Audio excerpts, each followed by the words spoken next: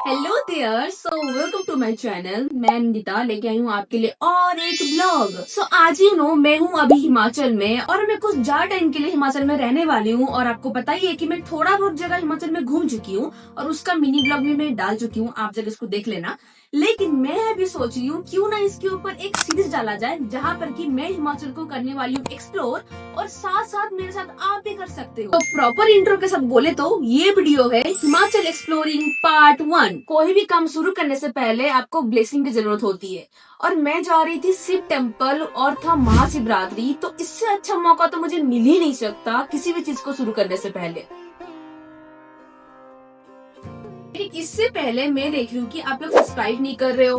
भाई सब्सक्राइब कर दो, कर लिया सब्सक्राइब? चलो अब चलते वीडियो तो आपको तो पता चल ही गया है कि मैं जा रही हूँ बैजनाथ टेम्पल, जो कि है हिमाचल की कांगड़ा डिस्ट्रिक्ट में। और ये जो टेम्पल है ना, ये है शिव जी का मंदिर। और किस्मत के साथ आज था महाशिवरात्रि, जो कि परफेक्ट और सुइटेबल टाइम था जाने के लिए। लेकिन उसी के साथ ये भी था कि शिवरात्रि है तो ऑब्वियसली बहुत भीड़ लगने वाली है, बहुत सारे लोग आने वाले हैं। इसके लिए हमको बहुत लंबी सी लाइन में लगनी पड़ेगी और टाइम भी लग सकता है। लेकिन फिर भी मैं जाऊंगी और पूरा आपको मंदिर घुमा के दिखाऊंगी और बताऊंगी कि कैसे मनाते हैं यहाँ पर शिवरात्रि। तो मैं रहती हूँ पालमपुर में, तो पालमपुर से बैजनाथ आधा घंटा 1 घंटे का रास्ता है। उसके लिए हमको बस लेनी पड़ती है, जो कि लोकल बस है। हर 5 मिनट में आपको बस मिल जाएगी। तो हम सुबह ही रेडी होके निकल गए बस के लिए। जाते ही बस मिल गया, चढ़ गए। लेकिन आज बहुत भीड़ था बस में। यूजुअली इतना भीड़ नहीं होता, लेकिन आज पैर रखने की जगह भी नहीं थी। पहुंच गए मंदिर तक एंड जाते जाते मैं थोड़ा थोड़ा वीडियो ले रही थी। एक मेला लगा हुआ था वहाँ पर, जो बैजनाथ का मेला होता है वो यहीं से शुरू होता है। कोई लोकल हमको बोल रहे थे कि इसके बाद फिर बाकी जगह पर भी मेला होने वाला है। इसके बाद हम मंदिर की ओर चलने लगे और मेरे साथ आई थी मेरी रूममेट, जिसको ना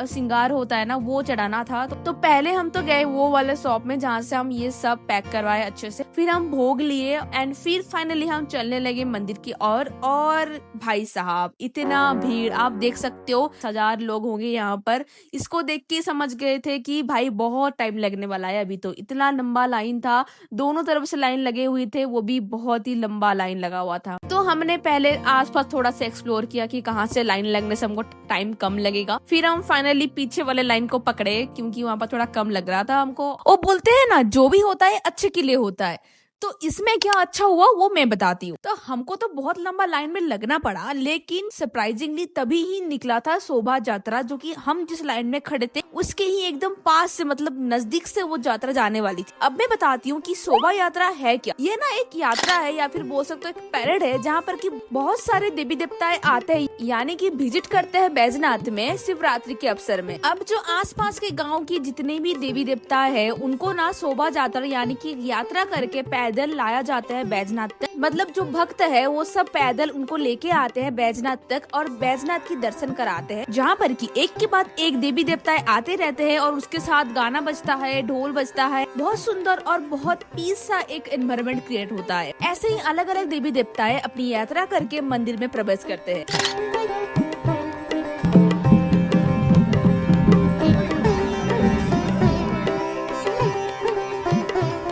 ये वाला जो सीन है ना, ये देखने के लिए बहुत भीड़ लगती है और बैरली हम देख पाते। लेकिन हम जिस लाइन में थे और जिस जगह पर थे वहाँ से हमको एकदम पास से देखने को मिला। और मुझे तो पता भी नहीं था इसके बारे में, मेरी रूममेट बताई कि ऐसा ऐसा है। और जानने के बाद मैं तो और भी ब्लेस्ड फील कर रही थी कि मुझे ये देखने को इतने पास से मिला। उसके बाद ना हम सोचे कि नहीं, अब जितना भी हो जाए हमको लाइन में खड़े होना है और भगवान जी की दर्शन करके ही हम जाएंगे। तो हम लाइन में खड़े हुए, लेकिन मेरा ना थोड़ा सा सर घूम रहा था, अच्छा फील नहीं कर रही थी, इसलिए मैं बैठ गई। लेकिन मेरी प्यारी सी रूममेट बहुत स्वीट है वो, इसलिए वो मेरे लिए लाइन में खड़ी थी। एंड इसके बीच में ना जब मैं बैठी थी नीचे, यहाँ पर जो लोग हैं लोकल्स या फिर पता नहीं जो भी पहाड़ी लोग हैं, एकदम पहाड़ी डांस कर रहे थे। मैं पहली बार ऐसे ग्रुप में पहाड़ी डांस देख रही थी। एंड देन हम फाइनली एंटर करते हैं मंदिर के अंदर। और अंदर जाके भी एक थोड़ा छोटा सा लाइन था जिसको हम क्रॉस करते हैं, और उसी के साथ में जो मंदिर का पूरा व्यू एंजॉय कर रही थी। पास से इसका जितना आर्किटेक्चर है, जितना डिटेल्स है, वो सब देख रही थी। और ये सब देखते देखते ही हम मंदिर के अंदर एंट्री एंट्री कर लेते हैं और अंदर तो अलाउ नहीं था